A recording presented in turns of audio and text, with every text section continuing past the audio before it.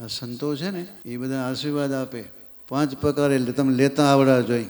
એ સંતના જ્યાં પગલાં પધરામણી થાય ને, જ્યાં પગલાં પડે એ ભૂમિ તીર્થરૂપ બની જાય. ગમે ત્યાં સંત જ્યાં પગલાં પડે તીર્થરૂપ બને.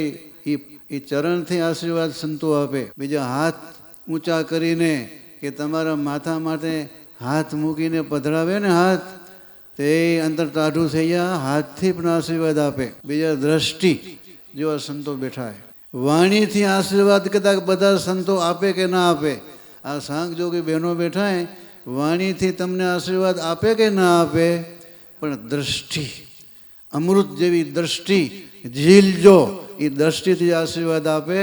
અને મનથી સંકલ્પ કરે ને તમને, એ અંતરમાં કામાદિક દોષો નીકળી જાય એવા સંતોને સહયોગી બહેનો બેઠા જો એ દ્રષ્ટિ એની લેજો, એ આશીર્વાદ આપે.